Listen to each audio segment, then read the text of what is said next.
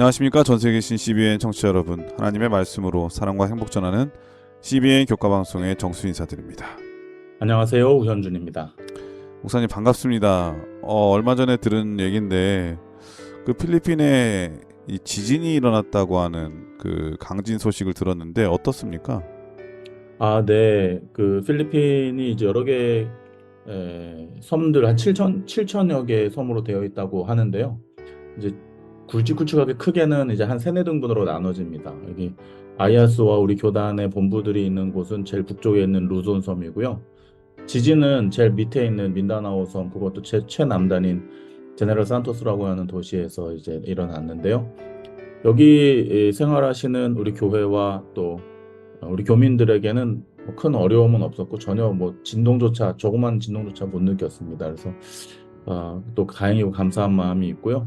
또 무엇보다도 뉴스를 보니까 우리 아드라 필리핀에서 또 아주 전방위적으로 또 그곳에 일찍 가가지고 또 구호 활동을 하는 모습을 보면서 주님께서 또 우리 교단을 또 축복하시고 또 이렇게 또 봉사의 도구로 사용하시는구나 또 이렇게 느끼는 계기가 되었습니다. 네, 이 재난 속에서도 이 어려움 속에서도 하나님의 사랑을 우리 이 아드라를 통해서 보여진다고 하는 게 가슴이 좀 아프고 또 이 일들을 통해서 많은 분들이 이 하나님 안으로 돌아올 수 있는 귀한 시간이 됐으면 정말 좋겠습니다. 우리 청취자분들도 어려움 당하고 있는 이재민들과 또 우리 성도들을 위해서 꼭 기도해 주셨으면 정말 좋겠습니다. 자, 오늘은 교과 제 12번째 시간인데요. 제목은 그분을 전하라 라고 하는 제목입니다. 먼저 기억절 말씀 읽어드리겠습니다. 주 여호와께서 학자들의 혀를 내게 주사 나로 곤고한 자를 말로 어떻게 도와줄 줄 알게 하시고 아침마다 깨우치시되 나의 귀를 깨우치사 학자들 같이 알아듣게 하시도다. 이사야 50장 4절 말씀이었습니다. 자, 오늘 교과 12번째 시간의 제목은 그분을 전하라 라고 하는 제목인데 어떤 말씀일까요? 재림교회는 하나의 교단이나 이 조직체로 규정되지 않습니다. 우리 교회는 무브먼트라고 해서 재림을 위한 움직임 혹은 운동, 즉 유기체 혹은 생명체로 그 정체성을 정의하고 있습니다. 그리고 그 정체성을 유지하고 증명하는 가장 확실한 도구가 바로 전도이죠. 이는 성경에서도 말씀하고 있듯이 재림은 먼저 믿는 자들이 잘 준비가 되고 나아가서 땅끝까지 복음을 증거할 때에 비로소 맞이할 수 있기 때문입니다. 그래서 재림 성도들은 천사와 같은 신속함으로 새천사의 기별처럼요. 이 복음을 증거하며 또 때를 얻든지 못 얻든지 항상 전하는 증거하는 자의 삶을 살아야 하는 것이죠. 이러한 특질이 우리의 삶에 나타나지 않는다면 곧 우리는 마지막 남은 무리 혹은 재림교회의 정체성을 다시 한번 확인해 봐야 하는 것입니다. 이번 주 그분을 전하라는 교과 제목과 함께 우리는 왜 전해야 하며 또 어떻게 전해야 하는지 성서적 원리로부터 시작해서 실천적인 세부 방법까지 함께 살펴보게 됩니다. 이를 통해 우리의 주님을 향한 관계가 더욱 돈독해지고 또 그분 안에서 한 걸음 더 성장해 나가는 경험이 있게 되시기를 기도드립니다. 예, 마지막 시대에 하나님의 백성들에게 해야 될 사명이 있다면 복음을 그 어느 때보다도 열심히 전해야 되는 거잖아요. 그런데 어떻게 현실적으로 보게 되면은 이 복음 전하는 일은 그 옛날보다는 조금 많이 식지 않았나 이런 생각이 듭니다. 오늘 말씀을 통해서 다시 한번 우리의 선교의 불에 불을 붙이는 그런 뜨거운 교과의 말씀 시간이 됐으면 정말 좋겠습니다. 그럼 말씀에 앞서 참여 듣고 시작합니다. 여기는 말씀의 방송 CBN 코리아입니다.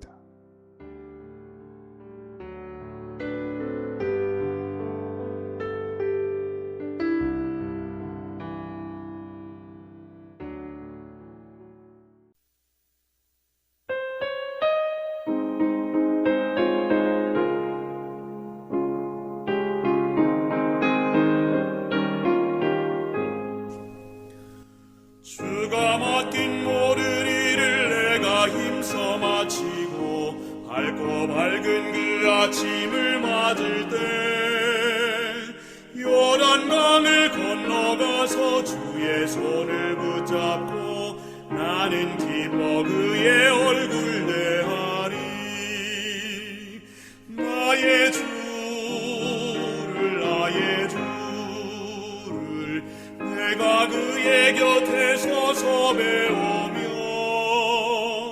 나의 주를 손에 못자국을 보아 알겠네. 예, 찬미 잘 들었습니다. 1월 소지는 넘치는 것에서라고 하는 제목인데요. 어떤 말씀일까요? 네, 먼저 마태복음 28장 19절의 말씀을 함께 보시겠습니다. 그러므로 너희는 가서 모든 민족을 제자로 삼아. 감사합니다. 이 서론에서도 말씀드렸듯이 재림교회의 사명, 이 제자를 만들고 그들이 또 다른 제자를 만들게 하는, 즉, 이 증거하고 전하는 것이 바로 이 재림교회의 사명이라고 말할 수 있습니다. 이를 통해 우리는 영원한 복음과 세천사의 기별을 나라와 족속과 방언과 백성에게 증거하면서 세상으로 하여금 그리스도의 재림을 위해 준비되게 하는 것이 바로 우리의 사명인 것이죠. 이러한 전도가 우리의 사명이라고 다시 한번 말씀드릴 수 있는 것입니다. 이는 목회자나 직분을 맡은 자들에게만 맡겨진 것이 아니라 모든 믿는 자들에게 주신 특권이자 의무인 것임을 또한 기억해야 합니다. 하지만 이 전도만큼 성도들을 자신 없게 만드는 것도 없지요. 물론 이 몇몇 특심한 이 전도왕들이 각 교회마다 한두 분씩 계시긴 합니다. 그러나 그 교인 전체의 비율로 봤을 때 퍼센테이지로 따지자면 정말 극소수에 불과하지 않을까 생각합니다. 그렇다면 우리는 이 과업을 어떻게 달성해 낼 수 있을까요? 성경은 예수님의 제자들이 어떻게 전도인으로 성장하였는지 그 비결을 우리에게 소개하고 있습니다. 사도행전 4장 13절 말씀입니다. 저희가 베드로와 요한이 기탄 없이 말함을 보고 그 본래 학문 없는 범인으로 알았다가 이상히 여기며 또 그 전에 예수와 함께 있던 줄도 알고. 감사합니다. 여기서 기탄 없이라고 기록된 그 말의 뜻은 용감하게 혹은 뻔뻔할 정도로 전했다라는 뜻을 내포하고 있거든요. 이 성경절에서 또 이야기하고 있듯이 그들은 학문이 없는 범인, 이 성경에는 그래도 점잖게 기록이 되었지만 사실은 이 무학자들이죠. 공부를 하지 못한 사람들이다 이런 표현입니다. 그래서 어떤 랍비를 통해서 배우지도 않았고 또 회당에 나가서 교육받지도 못했던 이 갈릴리 어부들이 어떻게 사도행전에서는 복음을 증거하는데 그것도 아주 용감하게 혹은 그들의 과거를 알았던 사람들은 어쩜 저렇게 뻔뻔스럽게 잘해 할 정도로 아주 이 능력 있는 어떤 전도자의 모습으로 변화되었다는 것이죠. 그 비결이 무엇일까요? 사도행전 1장 8절은 이에 대해 답하고 있습니다. 오직 성령이 너희에게 임하시면 너희가 권능을 받고 예루살렘과 온 유대와 사마리아 땅 끝까지 이르러 내 증인이 되리라 하시니라. 네. 이 사도행전 1장 8절에서는 오직이라고 하는 단어로 이 말씀을 시작하고 있습니다. 그들이 원래 전할 만한 능력이 있었던 것이 아니죠. 성경은 그렇게 기록하고 있지 않습니까?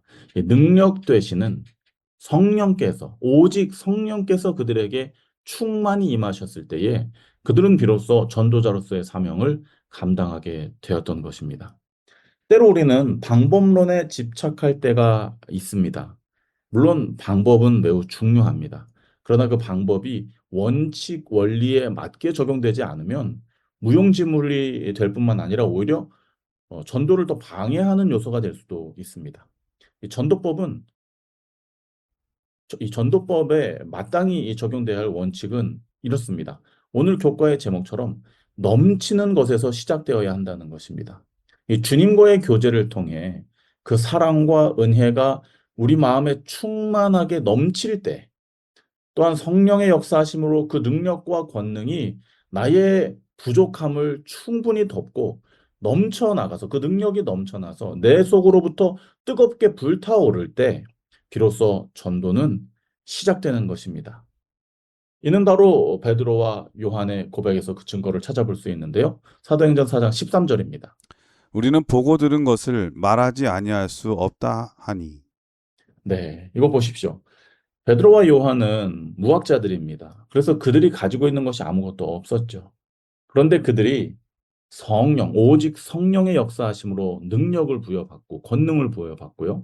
그들이 전했던 것은 무엇입니까? 우리가 좀 전에 읽었던 그들의 현실을 이야기했던 사도행전 4장 13절에 본래 학문 없는 범인으로 알려져 있던 이 사람들이 이 성경절 끝부분에 예수와 함께 있었던 경험을 통하여, 예수님과 함께 있었던 그 관계적인 경험을 통하여 성령이 역사하셨을 때 그 능력으로 그들이 전할 수 있었다라고 이야기하는 것이죠. 그 내용이 바로 사도행전 13장에 우리가 보고 들은 것을 말하지 아니할 수 없다라고 표현하는 것입니다. 이것은 어떤 의미에서는 자의적인 것이 아니라 이 수동적으로 지금 본인들이 말해 내고 있다.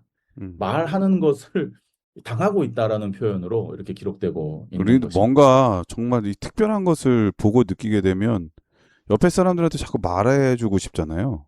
참을 수 예, 없죠. 심지어 뭐 마트 가서 엄청나게 싼 걸 보기만 해도 우리는 바로 가서 말하잖아요. 빨리 가서 사라고. 근데 예, 보고 들은 것을 보면은 정말 특별한 것을 보면은 말하지 않을 수 없게 되는 그 경험. 이게 바로 이제 성령에 이끌리는 경험인데 더군다나 이 사람의 이익이나 뭐 이런 게 아니라 영혼을 구원하는 거잖아요. 하나님께서 하시는 놀라운 능력이 우리 안에 있을 때 우리는 말하고 싶지 않아도 말하게 된다고 하는 것을 또 느낄 수 있네요. 이것이 바로 오늘 교과에서 말하는 넘치는 것에서 시작되는 것을 이야기하고 있습니다. 사실 이번 주 교과의 서론에서는 네. 넘치지 못한 자가 사역할 때 어떠한 모습으로 드러나게 네. 되는지 실제 인물은 아니겠지만 지 목사님이라고 하는 한 가상의 인물을 우리에게 아니, 소개하면서 저도 그거 읽으면서 되게 뜨끔하고 네. 그랬거든요. 야, 이게 정말 조심해야 되거든요. 언제 만날지 모르니까. 근데 목사님 이거 네. 남 얘기가 아니고 사실은 제 얘기 중에 아, 하나거든요. 그래요? 예, 제가 중화동 교회에서 이제 인턴하고 있을 때, 그 당시에는 이제 일요일을 빼고는 매일마다 이 무료급식소와 음, 노인대학을 이렇게 운영을 맞아요. 했었어요. 예. 그리고 이제 제가 인턴이었기 때문에 그 이제 셔틀부터 시작해서 운행부터 시작해서 그 노인대학의 모든 커리큘럼 프로그램 또 무료급식소의 모든 재무적인 관계들 이런 것도 이제 구청과의 사무 업무 이런 것들을 제가 이제 다 총망라하다 보니까 업무가 너무 많은 거예요. 시간이 촉박해서 이제 오전에 노인대학 마치고 이제 어르신들 식사 이렇게 대접해 드리고 이제 얼른 이제 구청에 가야 돼서 차를 막 운행하는데 이 중화동은 이제 골목골목이 많고 일방통행이 많잖아요. 한 일방통행으로 탁 이제 접어들었는데 왠지 저 앞에서 한 승용차가 이 비상 깜빡이를 켜고 있는 거예요. 음, 느낌적인 느낌이 이 차가 빨리 안 빠지겠구나 하는 생각이 드는 것이죠. 근데 너무 마음이 급해서 막 이렇게 크락션? 크락션을 누르면서 이 쌍라이트를 이렇게 막 켜면서 차를 빨리 빼라. 왜 여기 주차하는 장소가 아닌 곳에 차를 대고 있냐 이렇게 하면서 그 차 쪽으로 막 접근을 했어요. 근데 한참 있다가 음, 이 차 문이 열리고 이렇게 보니까 그날따라 늘 열심히 나오시던 한 어르신이 결석을 하셨는데 그 어르신이 그 차에서 나오시는 거예요. 알고 봤더니 이 병원 아프셔서 병원에 가셨다가 이제 음. 회복하셔가지고 집으로 돌아오시는 그 차에 이제 그분이 내리시는 게 이제 몸이 더디시니까 천천히 준비하고 내리시느라고 차가 거기 서 있었던 거죠. 그 골목 그분 어르신의 아. 댁인 거예요. 근데 뒤에서 막 크락션 누르고 막 그랬으니 뭐 마음이 얼마나 조급하셨을까요? 거기다 또 우리 그 중화동교회 무료급식 차량 이렇게 딱 그 명함 명찰도 붙이고 있고 했으니까 제가 얼마나 낯이 뜨거웠겠습니까? 음, 이게 바로 우리가 이 사역은 하나, 맡겨진 일들을 우리가 막 감당하고 애를 쓰면서 분주하게 하나, 내 마음 가운데에서 먼저 주님과의 개인적인 관계, 또 성령의 역사하심으로 넘쳐나는 이 능력과 권능이 우리 안에서 먼저 시작되고 이 차고 넘치지 않게 될 때에 이러한 어떤 좋지 않은 예들이 우리의 삶을 통해서 또 신앙의 모습으로 이렇게 비춰질 수 있다는 것을 교과는 우리에게 이야기해 주고 있습니다. 오늘 교과를 통해서 우리 에, 주님께서 사랑하시는 CBN 청취자들의 삶의 또 신앙의 모습이 조금은 또 되돌아보게 되고 또 정상, 원래의 주님께서 계획하신 대로의 전도인으로의 삶의 그 원리대로 차고 넘치는 삶으로 다시 한번 돌아가게 되시기를 축원드립니다. 예, 이럴서지는 넘치는 것에서라고 하는 제목인데 당연히 흘러 넘쳐서 사람들에게 감화 감동을 주면은 그보다 좋은 건 없죠. 그런데 아무리 훌륭한 사람도 넘어질 수 있고 넘어질 때가 있죠. 엘리야도 그랬던 것처럼 너무 낙심하지 않았으면 좋겠고요, 목사님. 그런 말씀이 있지 않습니까? 누구나 실수는 할 수 있다. 근데 거기서 포기하면 실패자가 되지만 끝까지 이 사명을 다하면 그것은 과정이 되고 승리자가 될 수 있다고 하는 말. 아마 그래서 목사님께서 지금 이렇게 훌륭한 교수님이 되지 않았나 그런 생각이 드네요. 월요일 서지는 강요가 아닌 능력으로라고 하는 제목인데 어떤 말씀일까요? 일요일 교과를 통해 전도인으로서의 우리의 자신을 돌아보며 우리의 내적 변화가 어떻게 이루어져야 하는지 배웠다면 월요일 교과는 전도의 대상인 이웃들을 어떻게 대해야 하는지 성경의 예를 통해 살펴보게 됩니다. 마태복음 9장 36절입니다. 무리를 보시고 불쌍히 여기시니 이는 저희가 목자 없는 양과 같이 고생하며 기진함이라. 이 말씀은 예수님께서 복음을 전하실 때에 무리들을 보시고 느끼셨던 그분의 감정을 표현하고 있습니다. 예수님은 그들을 불쌍히 여기시고 그들의 고생과 기진함을 공감하셨습니다. 교과는 우리 개인의 회심의 경험을 돌아보게 합니다. 나는 어떻게 그리스도를 개인의 구주로 받아들이게 되었는가? 누군가의 강압에 의해서인가? 아니면 그분의 사랑에 반응해서인가? 답은 너무나도 명확합니다. 강요가 아닌 사랑의 능력으로 우리는 그리스도를 체험하게 되었죠. 이 원리를 너무나도 잘 아는 바울 사도 역시 다음과 같은 말씀으로 우리를 권면합니다. 고린도후서 5장 14절입니다. 그리스도의 사랑이 우리를 강권하시는도다. 우리가 생각건대 한 사람이 모든 사람을 대신하여 죽었은즉 모든 사람이 죽은 것이라. 그리스도의 십자가의 희생과 그분의 사랑이 우리를 강권하신다는 표현은 이 사랑에 압도된다는 뜻을 포함하고 있는 것이죠. 그분의 희생과 나를 향하신 사랑에 내가 압도된다. 과연 이것이 가능할까요? 저도 이런 경험이 있습니다. 이 일요일 교과에서는 제가 실패했던 경험을 여러분과 함께 나눴는데요. 네. 오늘 월요일 교과를 공부하면서 저도 이런 경험이 있거든요. 뭐 목사님도 이제 저와 목회 동기이시니까 이제 그러한 우리가 과정들을 이렇게 겪어왔겠지만 이론이나 이제 이러한 것들은 교과서에서 우리가 이제 신학교에서 다 배우고 이제 막 이제 1년 차 또 인턴 이렇게 나와서 사역을 시작할 때에 현장에서 부딪히면서 이제 이론과 실제가 이렇게 다르구나 하는 것들을 이제 체험하게 되잖아요. 많이 느끼죠. 그리고 이제 내가 알고 있던 성경 지식과 나에게 맡겨진 영혼들을 가르치는 이 성경 교수의 내용은 또 차이가 많이 있지 않습니까? 우리가 숙련되거나 준비되거나 이렇게 되지 않을 때에는 너무나 당황하기도 하고 또 잘 준비되지 못한 모습을 보이기도 하죠. 그러니까 저에게, 모르면은 모른다고 네. 해야 되는데 네. 모르는데 아는 척 했다가 망신당한 적 저는 많이 있거든요. 지금 생각해도 너무 이제 얼굴이 화끈거리고 부끄러운데 이제 진짜 모를 땐 모른다고 하는 게 제일 좋은 대답인 것 같고요. 네. 그리고 몰랐을 때는 바로 연구해서 네. 바로 가르쳐 주는 그게 또 내 지식이 되거든요.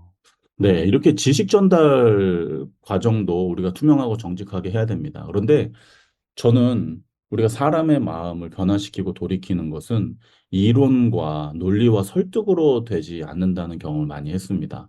결국은 그들의 눈동자가 흔들리고 마음이 열리는 경험은 그걸 가르치고 전하는 자가 직접 경험한 내가 경험한 주님을 소개할 때에 비로소 그 강력한 그 변화의 삶의 변화의 역사가 시작되는 것을 제가 경험하게 되거든요. 네. 그래서 제가 이제 1년 차, 2년 차 때 이렇게 그 이제 침례 공부 가르칠 사람들은 많고 저는 준비되어 있지가 않고 그래서 정말 밤을 새가면서 정말 기도와 말씀으로 씨름한 경험들이 있습니다.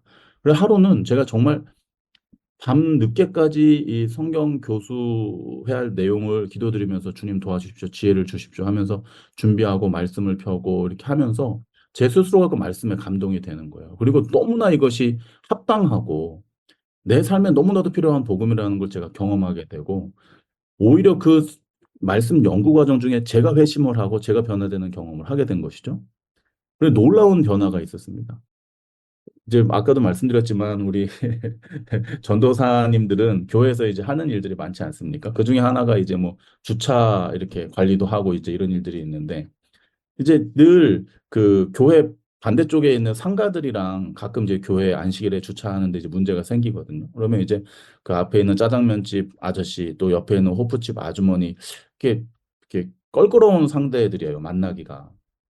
그런데 놀라운 사실은 그 말씀을 통해서 제가 주님을 경험하고 주님과의 관계가 돈독해지고 그 말씀에 대한 마음에 확신이 생기니까요. 그 밤을 새고 피곤한 가운데 밖에 이 집 밖에 나가서 사택 밖에 나가서 그 짜장면집 아저씨랑 호프집 아줌마를 보는데요. 그들이 달라 보이는 거예요. 음. 그리고 이런 생각이 드는 겁니다. 아, 저분들이 교회에서 가장 가까이에 사는 영혼들인데 내가 왜 저 사람들을 전도할 생각을 못 했을까? 이렇게 영혼으로 그들이 보이기 시작하는 것이죠. 제가 그걸 느끼면서 오늘 이 교과의 말씀처럼 우리가 정말로 억지로 만들어내거나 강요해서 되는 것이 아니라 내가 먼저 그리스도의 사랑에 압도되고 그것을 경험하게 될 때에 그 감화력이 나를 변화시키고 변화된 나를 통하여 다른 이들에게도 동일한 방법으로 전달될 수 있겠구나 하는 것을 경험한 기억이 있습니다. 주님께서는 결코 우리를 강요하지 않으십니다. 그러나 강력한 사랑으로 우리를 감화시키시죠. 아담과 하와에게 선악과를 먹지 못하도록 강제하지 않으셨습니다. 그러나 그분은 그 대신에 자신의 희생을 상징하는 가죽옷으로 그들의 허물을 덮어 주셨죠. 노아와 가족들을 방주로 억지로 태우시지 않았습니다. 주님께서는 그들을 억지로 밀어넣지 않으셨습니다. 하지만 그들을 온전히 구원할 수 있는 물 한 방울도 새지 않는 완벽한 방주를 마련토록 하셨죠. 원칙은 변하지 않습니다. 우리는 증거할 때 그리스도의 방식을 따라야만 합니다. 강요가 아닌 사랑의 능력으로 전해야 하는 것이죠. 시대의 소망 487쪽은 이렇게 말씀하고 있습니다. 사람들에게 그분을 받아들이도록 강요하는 것은 그리스도의 사명과 아무런 관계도 없다. 양심을 강요하는 것은 사탄과 그의 영에 이끌리는 사람들이 하는 일이다. 감사합니다. 우리가 증거해야 된다고 하는 사명감과 또 열정에 또 차고 넘쳐서 때로는 우리가 인간적인 방법으로 억지로 하거나 인간의 방법으로 하거나 강압적으로 하려고 하는 시도들이 종종 있을 수 있습니다.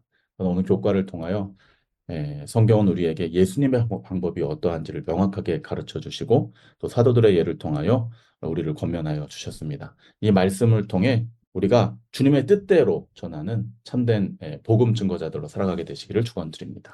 예, 어려서지는 강요가 아닌 능력으로라고 하는 제목인데 목사님께서 이제 노아 방주 말씀하셨잖아요. 만약에 노아가 일일이 다 짐승들을 잡아다가 방주에다 집어넣는다고 생각해 보세요.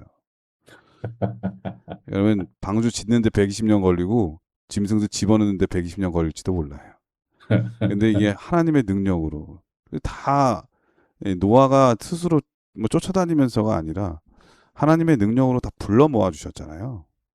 하나님의 일이 그런 것 같아요. 우리가 하나님의 성령에 사로잡힌 바 되면은 어떤 강요가 아니라 그 사랑에 압도되어서 그 능력에 압도되어서 자신도 모르게 그 길을 따라가고 싶은 그런 열정과 감동을 받거든요. 그 종종 이 유튜브나 이런 짤로 보면은 연예인들이 예수님 믿게 된 계기를 이렇게 간증으로 들려줄 때가 있거든요. 근데 가만히 들어보면 뭐 대단한 그런 게 아니에요. 일상에서 궁금해서 물어보다가 하나님을 잠깐 이렇게 테스트했는데 그게 이렇게 즉각적으로 응답되는 것 같은 느낌 이런 것들 뭐 그 스스로 깨달음으로 이렇게 하나님을 찾는 경우가 정말 많이 있거든요. 성령의 감동하심이겠죠. 이러한 일들을 통해서 우리가 하나님의 일을 하게 되는 것이고 또 하나님께서도 이러한 감동을 주시지만 때로는 마음을 강팍하게 해서 마음을 닫는 사람들은 또 어쩔 수 없잖아요. 그러니까 이런 하나님께서도 절대 강요하지 않으시는데 우리도 뭐 그렇게 강요해서 할 수 있는 일은 아니라고 생각되어집니다. 그러나 우리가 할 수 있는 일은 최선을 다하되 성령의 능력이 있도록 왜냐하면 야복강가에서 야곱이 하나님과 씨름한 그 밤에 하나님께서는 그 에서에게 주의 천사를 보내시잖아요.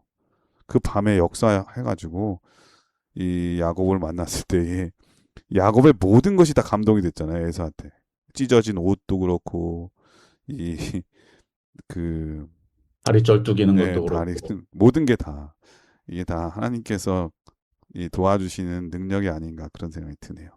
화요일 소지는 예수님을 전하는 방법이라고 하는 제목인데 어떤 말씀일까요? 네, 우리는 두 가지 중요한 원칙을 일요일과 월요일 교과를 통해 배웠습니다. 먼저 우리 자신이 개인의 능력이 아닌 성령의 역사하심과 개인적 주님과의 관계로 넘쳐날 때 비로소 전도자로 준비될 수 있다고 배웠습니다. 더불어서 다른 이들을 대하는 방법 역시 강압적이거나 위협적인 것이 아닌 넘치는 그리스도의 사랑의 능력으로 또 우리가 경험한 그 경험을 통하여 행해져야 함을 배웠죠. 오늘 화요일 교과는 이와 같은 두 원리를 바탕으로 어떻게 실제적으로 삶에서 예수님을 전할 수 있는지 베드로전서 3장의 교훈을 통해 몇 가지 방법들을 우리에게 소개해 주고 있습니다. 이 베드로전서 3장 8절에서 15절까지인데요. 내용이 좀 많기 때문에 목사님과 제가 교독하도록 하겠습니다. 마지막으로 말하노니 너희가 다 마음을 같이하여 체휼하며 형제를 사랑하며 불쌍히 여기며 겸손하며 악을 악으로 욕을 욕으로 갚지 말고 도리어 복을 빌라 이를 위하여 너희가 부르심을 입었으니 이는 복을 유업으로 받게 하려 하심이라. 그러므로 생명을 사랑하고 좋은 날 보기를 원하는 자는 혀를 금하여 악한 말을 그치며 그 입술로 괴유를 말하지 말고 악에서 떠나 선을 행하고 화평을 구하여 이를 좇으라. 주의 눈은 의인을 향하시고 그의 귀는 저의 간구에 기울이시되 주의 낯은 악행하는 자들을 향하여 향하시느니라 하였느니라. 또 너희가 열심으로 선을 행하면 누가 너희를 해하리요. 그러나 의를 위하여 고난을 받으면 복 있는 자니 저희의 두려움을 두려워 말며 소동치 말고 너희 마음에 그리스도를 주로 삼아 거룩하게 하고 너희 속에 있는 소망에 관한 이유를 묻는 자에게는 대답할 것을 항상 예비하되 온유와 두려움으로 하고. 이에 맞게 교과 저자는 7가지의 실천 방안들을 이 사도 베드로의 교훈을 바탕으로 해서 우리에게 제안하고 있습니다. 첫 번째는 우정 전도를 제안합니다. 오늘날은 우리가 흔히 말하는 이제 브릿지 선교라고도 하죠. 관계를 형성하는 것이 먼저 시작되어야 된다는 것이죠. 네. 이 누군가를 알아가면서 시간을 두고 친분을 쌓아야 하는 것입니다. 따뜻함, 또 친절함, 상대에 대한 진정한 관심과 사랑을 주고받는 것이 음. 그들을 주님께로 이끄는 첫 시작점이 될 수 있다고 말하고 그러니까 뭐 있는 것이죠. 빌립 전도나 안드레 전도법이라고 할 수 있겠네요. 그렇습니다. 네. 먼저 관계를 형성하는 것이죠. 와보라 일- 그리고 네. 또 안드레 같이 이렇게 또 자기 형한테도 소개해주고 아, 네, 네, 네. 네. 이 두 번째는 영혼의 마음을 변화시켜 주시고 또 영적인 교류를 할 수 있는 적절한 기회를 달라고 주님께 간구드리는 것입니다. 기도드리는 것입니다. 여기까지가 첫 번째, 상대에게 강압적이거나 위협적으로 접근하지 않는 것. 네. 두 번째는 이 문제를 가지고 주님께 가지고 나가서 주님과의 관계를 더 돈독히 하는 것.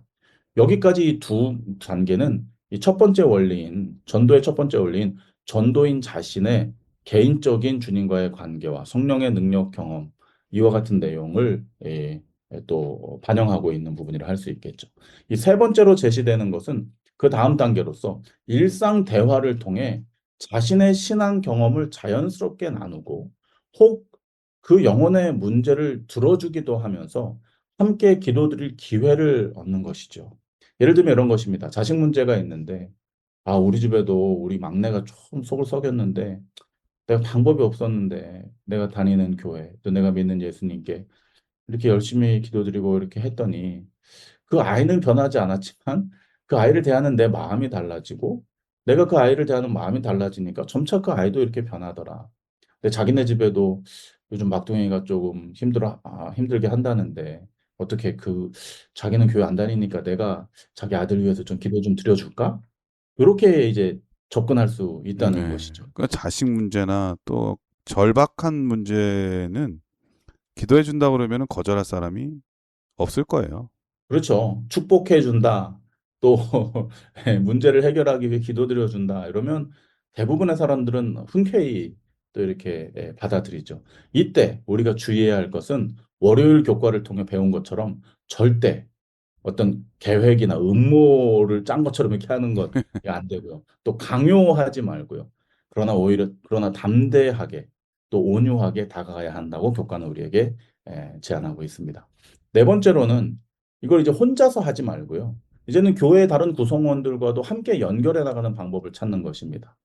어떤 경우에는 이 단계가 크게 필요하지 않다고 느껴질 수 있습니다. 오히려 방해가 될 수도 있죠, 때로는. 하지만 명확한 사실은 교회에 마음 터놓고 얘기할 세 명의 친구만 있으면 결코 교회를 떠나지 않는다는 이 어떠한 전도법의 내용과도 같이 나 이외에 다른 누군가가 이 영혼을 위해 함께 기도드리고 또 관심을 갖게 하는 것은 서로에게 매우 중요하고 또 유익한 일일 것입니다. 이러한 소그룹 공동체와의 연결을 통해 지속적인 교류와 성경 공부의 기회를 만들 수 있다는 것이죠. 다섯 번째 제안은 이렇습니다. 이제는 구체적인 개인적 고민이나 신앙에 궁금한 내용들을 주고받으면서 함께 기도드리고 또 대화 속에서 성경의 지혜를 나눔으로 마음의 연결선을 더 돈독하게 하는 과정이 필요합니다. 이건 시간이 좀 필요하긴 하겠죠. 그리고 잊지 말아야 하는 것은 지금까지의 모든 단계에 성령의 역사하심을 위해 기도드리는 일이 반드시 동반되어야 한다는 것입니다. 여섯 번째로 드디어 친구에게 성경 공부 혹은 침례를 받기 위한 준비를 함께 해 나갈 것을 제안하는 단계입니다. 이 단계는 서두르지도 말아야 하지만 역시 지체하지도 말아야 합니다. 이는 영의 전쟁 중 가장 치열한 시기이기 때문에 더욱 열정적으로 기도드리면서 간구드려야 하는 시기이기도 한 것이죠. 이제 마지막으로 전도자의 삶의 감화, 즉 우리의 행동을 통해 우리가 누구에게 속한 자인지를 나타내야 합니다. 이것은 지속적으로 이어져야 되는 부분인 것이죠. 우리의 말과 행동, 눈빛과 표정들을 통해 우리가 다른 이들을 어떻게 대하는지 모두에게 드러나게 되기 때문인 것이죠. 우리의 인격이 주님의 형상을 닮아갈 때 우리는 모든 사람을 주님께로 이끌 수 있는 전도자로 설 수 있는 것입니다. 예, 화요일서재는 예수님을 전하는 방법 7가지를 말씀해 주셨는데 저는 이 말씀을 들으면서 어떤 생각이 들었냐면은 결국은 내가 이웃들에게 좋은 사람이 되는 것, 친절한 사람이 되는 것, 도움이 될 만한 사람이 되는 것, 그리고 기도에 영성이 있는 사람이 돼야 된다고 하는 생각이 들었어요. 저희 아버지 같은 경우에는 그 투망하는 걸 되게 좋아하셨어요, 예전에.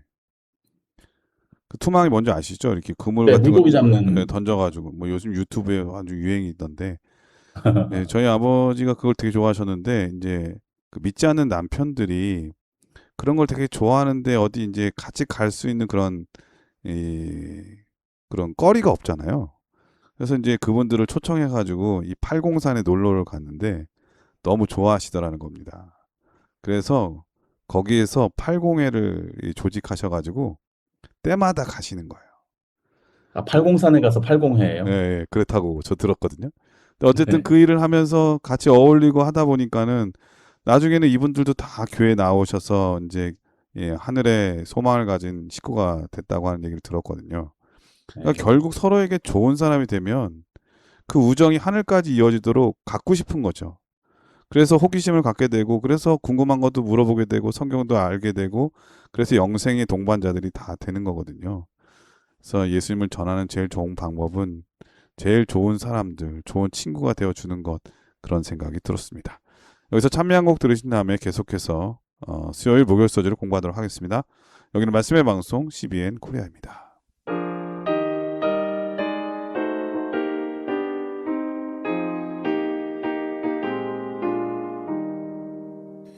만민의 마음을 옳은 길로 돌이키는 이 진리를 세계 만방에 전하세.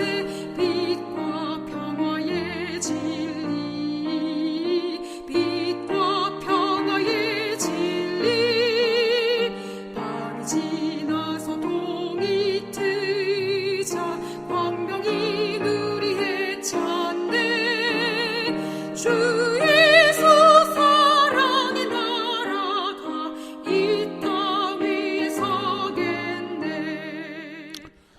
예, 수요일 서신은 방황하는 자녀라고 하는 제목인데 어떤 말씀일까요?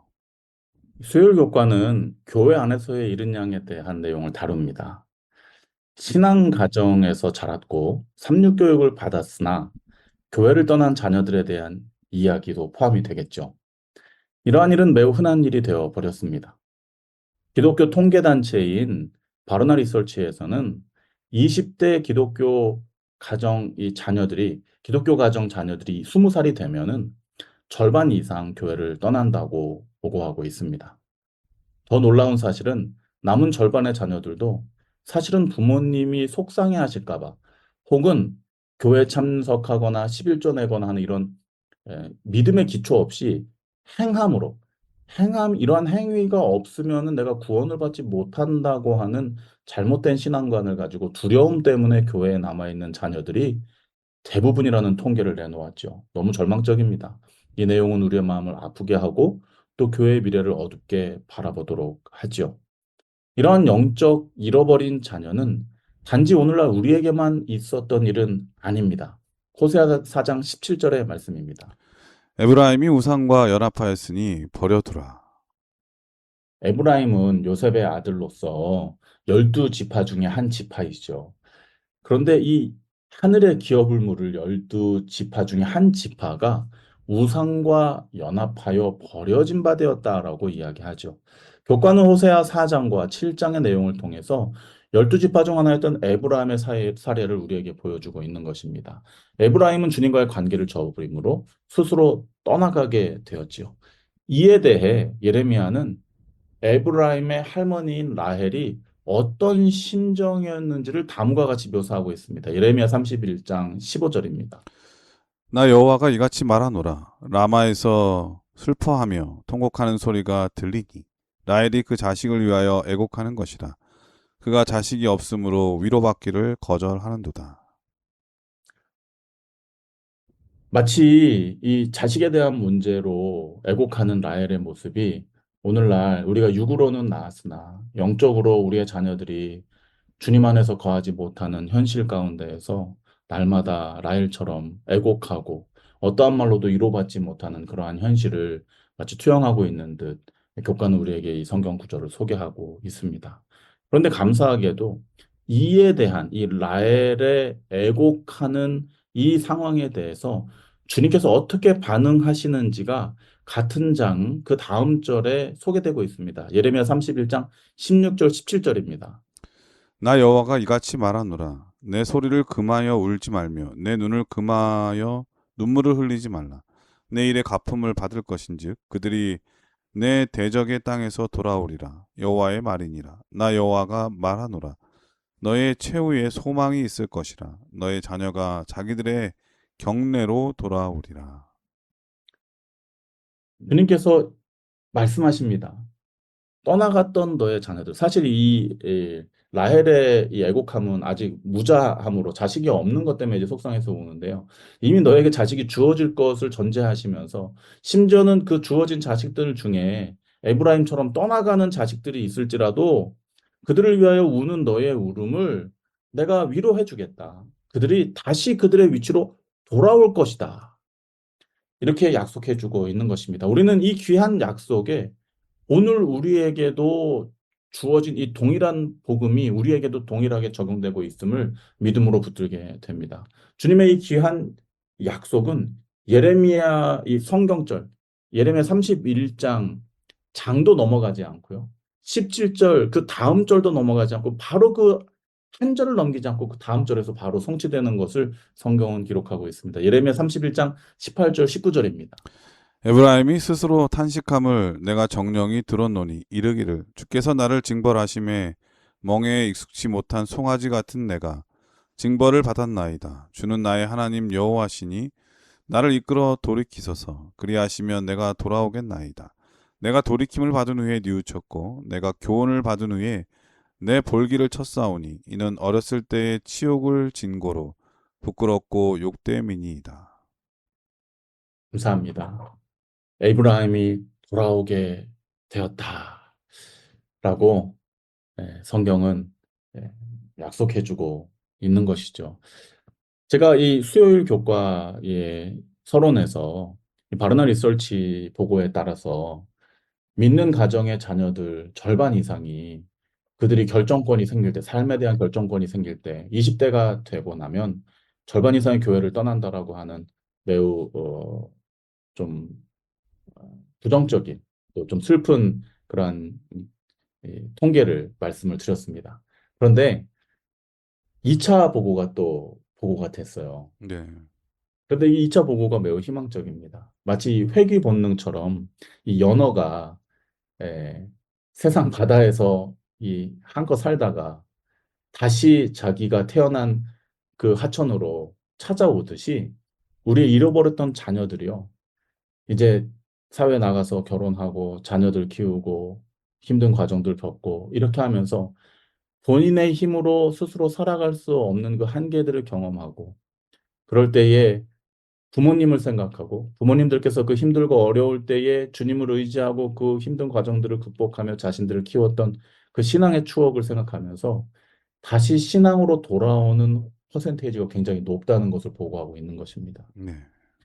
이러한 예는 이 초기 교부들, 이 기독교의 교부들의 삶에서도 우리가 알 수 있듯이 이 위대한 신학자이자 교회의 교부 중에 한 명이었던 어거스틴 같은 경우도 젊은 시절에 주님을 인정하지 않고 방탕한 삶을 살았죠. 근데 그의 삶을 위해서 유명한 그의 어머니 이 모니카 여사가 정말 평생을 기도의 삶으로 사셨는데 결국은 이 어머니의 인생의 말로에 이 어거스틴이 주님께로 돌아오게 되고 또 교회에 큰 공헌을 하게 되는 인물로 이렇게 역사에 남아있는 것을 우리가 보게 되지 않습니까?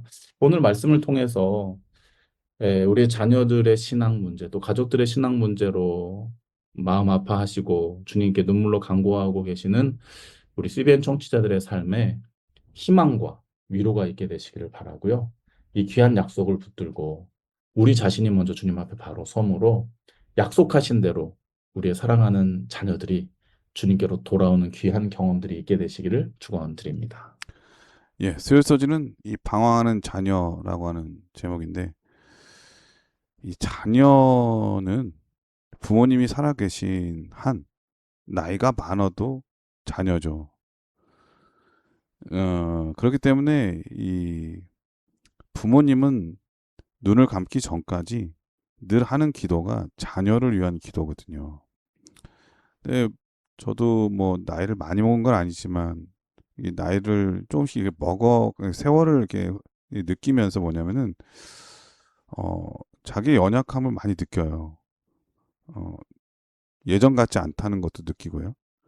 그러다 보면은 인생의 그 뒤안길 이렇게 돌아보게 되고 내가 앞으로 어떻게 살아야 될지 생각을 하게 되거든요.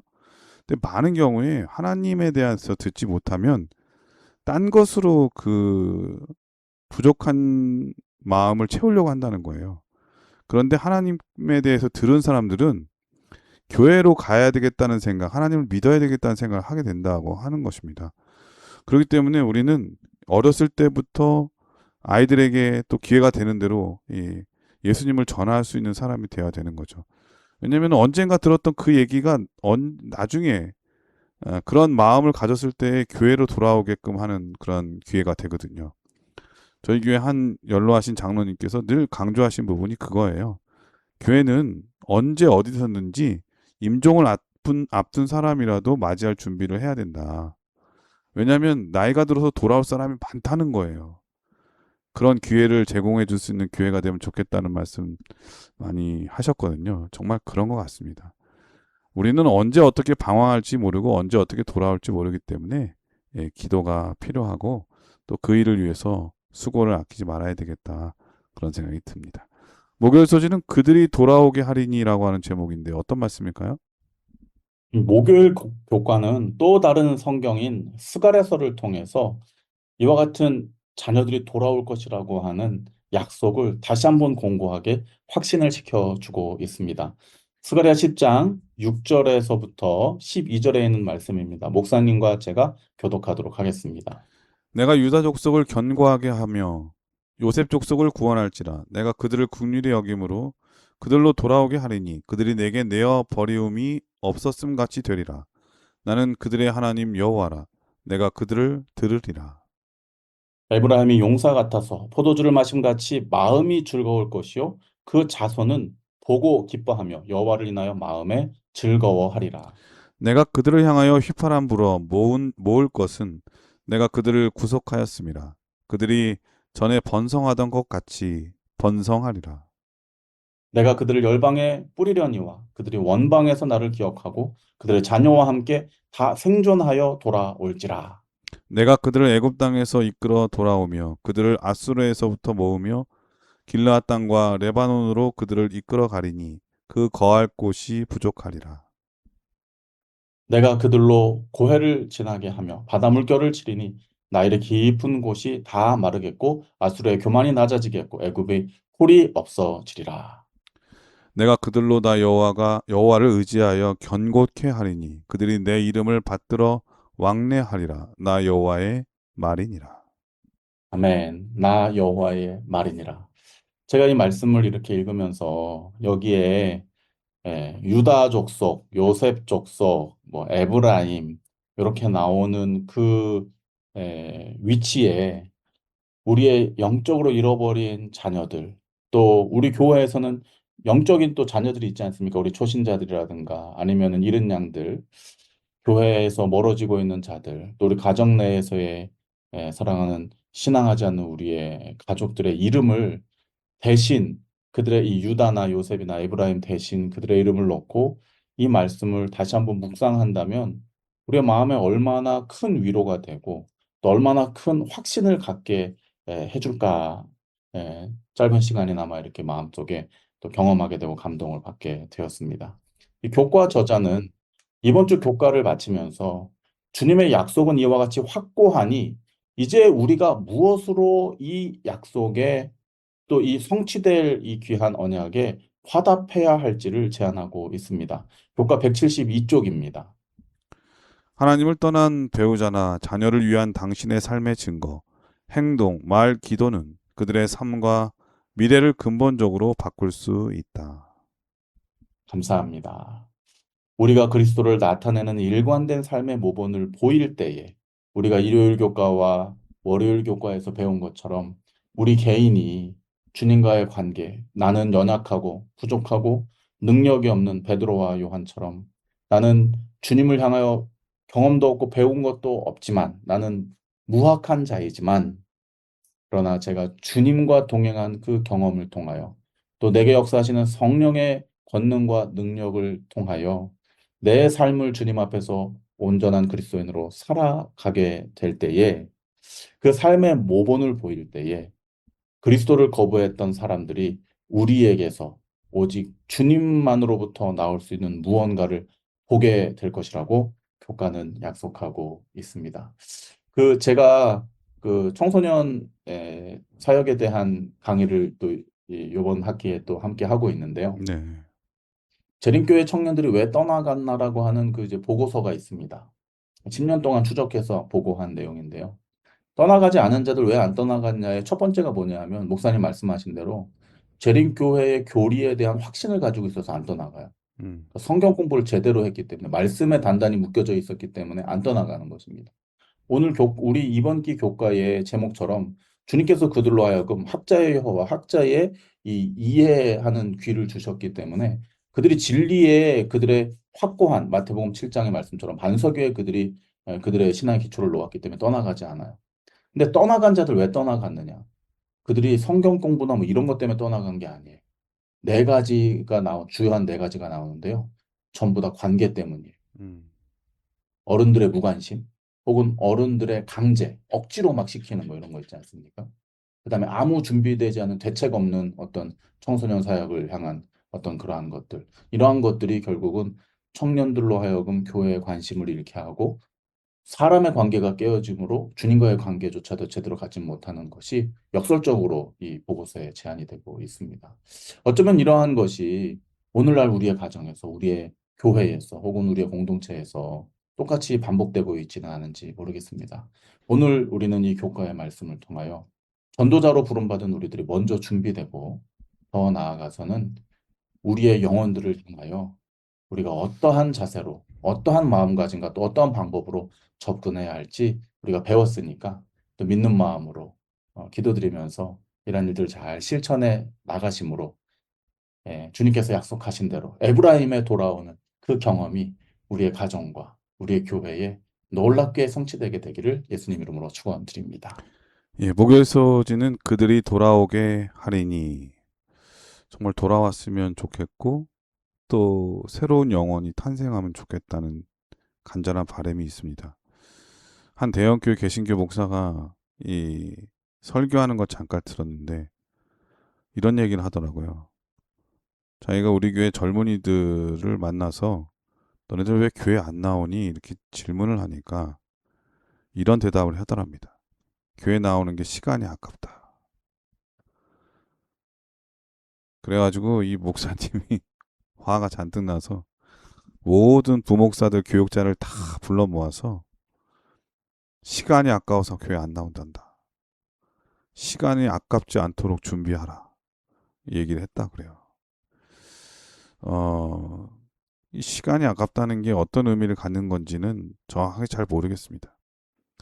근데 오늘날 많은 젊은이들이 이 세상의 향락과 성공, 그리고 권력 누림, 명예 이런 것들을 위해서 이 하나님께 드려야 될 시간을 아깝다고 생각하는 사람들이 너무 많다는 거죠.